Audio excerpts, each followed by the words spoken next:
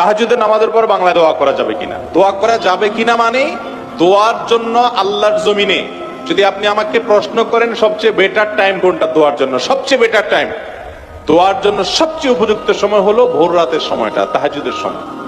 আপনি তাহাজ্জুদের পর যদি আল্লাহর কাছে একটু দোয়া করেন মন খুলে, চোখের পানি ফেলে, এই দোয়া কবুল হওয়ার সম্ভাবনা এত বেশি যে শুধু আমার নয়, অনেক উলামায়ে কেরামের সারা জীবনের অভিজ্ঞতার নির্যাস হলো দোয়ার মাধ্যমে, বিশেষ করে ভোর রাতের দোয়ার মাধ্যমে অসম্ভব সম্ভব হয়, অসাধ্য সাধন হয়। দেয়ালে পিঠ থেকে গেছে, আপনি সেটা থেকে ফিরে আসতে চাচ্ছেন, সেই জায়গা থেকে রিটার্ন করতে চাচ্ছেন। আল্লাহর শপথ করে বলছি, ভোর রাতের দোয়ার চাইতে, তাহাজ্জুদের ওয়াক্তের দোয়ার চাইতে কার্যকর কোন সময় আর দ্বিতীয়টি। এজন্য ভোর রাতে দোয়া করার অভ্যাস করবেন। 10টা মিনিট টাইম নেবেন, একটা রুমে যে দরজা আটকে দিবেন, কেউ যেন নাই, সেখানে একটু আল্লাহর সাথে একটু কথা বলবেন। ছাদে চলে যাবেন, মসজিদে চলে যাবেন, নির্জন জায়গায় চলে যাবেন, সাহারি খেয়ে চলে যাবেন, অথবা সাহারি খাওয়ার আগে ওটা করে এসে পরে সাহারি খাবেন।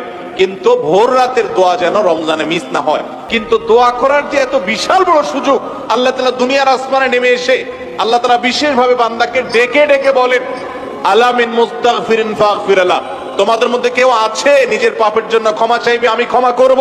তোমাদের মধ্যে আছে কেউ যে বিপদগ্রস্ত, আমি বিপদ দূর করব। এরকম আল্লাহ তাআলা ডেকে ডেকে ক্ষমা করে থাকেন। বাংলাদেশের সবচেয়ে বড় শিল্প প্রতিষ্ঠান বললে ভুল হয়তো হবে না, অন্তত এটুকু বলা যায় যে প্রথম 3-4টি বড় প্রতিষ্ঠানের একটি। এরকম একটা প্রতিষ্ঠানের একজন কর্মকর্তা বছর 2-3 আগে আমার সাথে হঠাৎ দেখা। তিনি আমাকে দেখে বেশ আবেগ আপ্লুত হলেন এবং অনেকটা জড়িয়ে ধরলেন এবং বললেন, ভাই, আপনার একটি আলোচনা থেকে আমার জীবনের ভিতরে এমন এক পরিবর্তন আসছে যেটা অকল্পনীয়, অভাবনীয়। তো আমি একটু কৌতূহল হয়ে জানতে চাইলাম কোনটা সেটা। তখন তিনি বললেন, ভাই, আমার জীবনে এমন একটা রোগ হয়েছে, যেই রোগ ট্রিটমেন্ট করার জন্য দেশে বিদেশে বিভিন্ন জায়গায় গিয়েছে, কোনো চিকিৎসা এর আমি পাই নাই। শেষ পর্যন্ত আশাহত হয়ে চাকরি ছেড়ে দিয়ে, শহর ছেড়ে দিয়ে গ্রামে গিয়ে বসবাস করা শুরু করছি এবং মৃত্যুর জন্য অপেক্ষা করছি। এর মধ্যে আপনার একটা আলোচনার ক্লিপ আমার চোখের সামনে আসলো, সোশ্যাল মিডিয়াতে এটা শুনলাম। সে আলোচনাটা ছিল আল্লাহর কাছ থেকে অসাধ্য সাধন করার সময় হলো ভোর রাত, তাহাজ্জুদের সময়। আমি এই আলোচনা পুরোটা শোনার পর ওই রাতেই আমি ঘুম থেকে উঠে ভোর রাতে তাহাজ্জুদ পড়ে আল্লাহর কাছে বুক ভাসিয়ে মন ভরে কাঁদলাম, দোয়া করলাম। ওই ভাই বললেন যে আমি এত দোয়া করলাম, দোয়া করতে করতে দীর্ঘ সময় আমি পরিতৃপ্ত হলাম, আমার দোয়া শেষ হয়ে গেল। এরপর দোয়া করে শেষ করার পর ফজর নামাজের সময় হয়ে গেছে, আমার ফিল হলো, অনুভব হলো যে আমার শরীরে আর কোনো রোগবালাই এখন মনে হয় নাই।